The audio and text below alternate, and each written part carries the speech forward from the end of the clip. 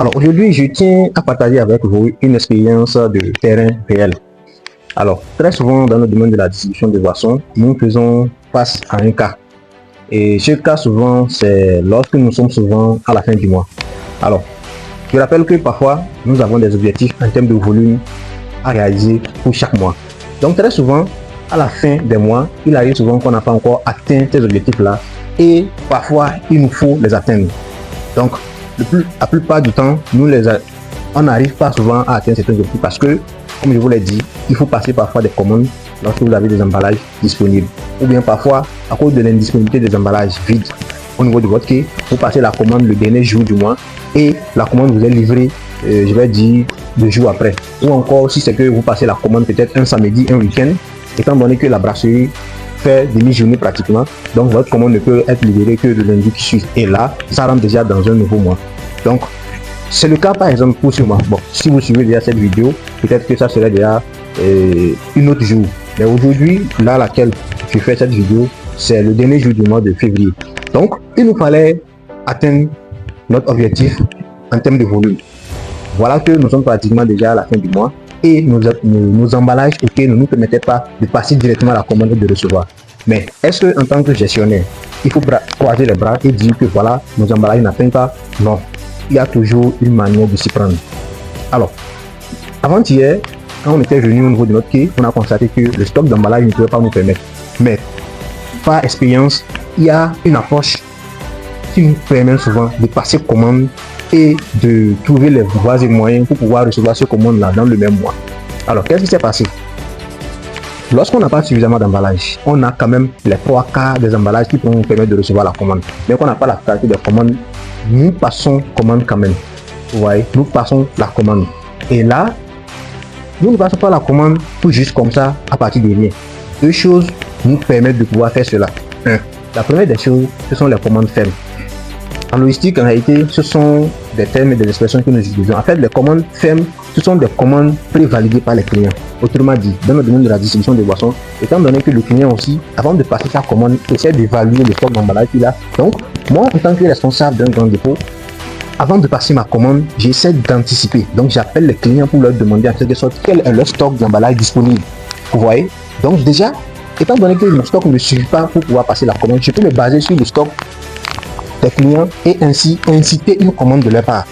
Donc, ce qui fait que je peux déjà me baser sur le stock d'emballage que j'ajoute à mon stock théoriquement pour pouvoir être en mesure de dire que je peux recevoir le camion lorsque la commande va m'arriver. Et la deuxième des choses aussi également sur lequel nous nous basons pour pouvoir anticiper ces commandes-là, c'est un indicateur, un ratio que j'utilise beaucoup plus dans le secteur de la distribution de boissons, c'est la vitesse de récupération des emballages. Alors, qu'est-ce que c'est? Je ne connais pas un distributeur, un grand distributeur qui n'a pas quelques casiers, quelques emballages avec ses clients. Lorsque vous êtes dans le domaine, que vous atteignez une taille donnée, forcément vous allez faire ce qu'on appelle des suspens. Les suspens, ce sont vos emballages qui vous appartiennent, qui sont avec les clients, c'est-à-dire que les clients n'ont pas encore pu fini de vous l'envoyer. Donc, quelle est votre vitesse de récupération de ces emballages-là? Parce que plus vous laissez les emballages prendre du temps auprès des clients, plus vous serez en difficulté, vous aurez des difficultés d'emballage dans votre quai.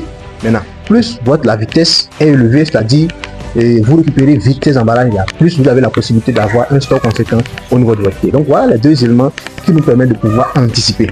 Donc je me suis basé sur ces 2 éléments-là. À l'avant-dernier jour, c'est-à-dire la date du 27, j'ai passé la commande, j'ai utilisé la commande ferme, j'ai livré des clients, on a livré des clients, on a récupéré les emballages qu'on a triés, qu'on a palettisés.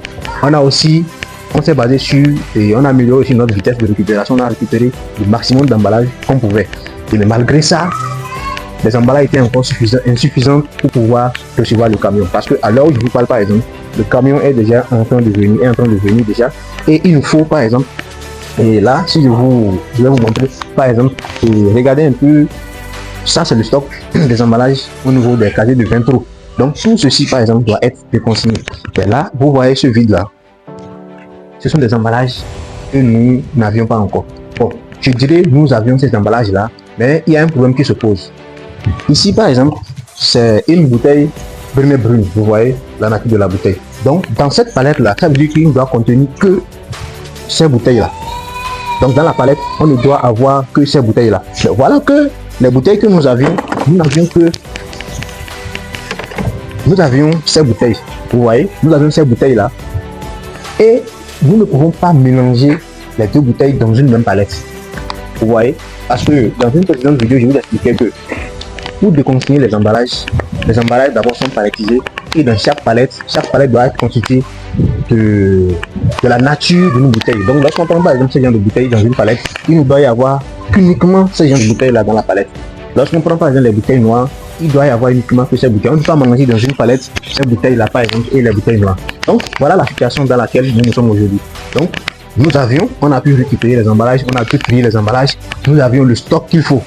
Mais en tenant compte de la nature de la palettisation, il nous manque des bouteilles de couleur noire pour pouvoir remplir la palette. Alors, qu'est-ce que nous allons faire? C'est une situation qui arrive très souvent. Là maintenant, ce que nous allons faire, étant donné qu'on n'a pas la possibilité, ce que nous allons faire tout simplement, c'est de prendre les bouteilles de couleur blanche que nous avions. Nous allons essayer maintenant d'aller vers nos partenaires.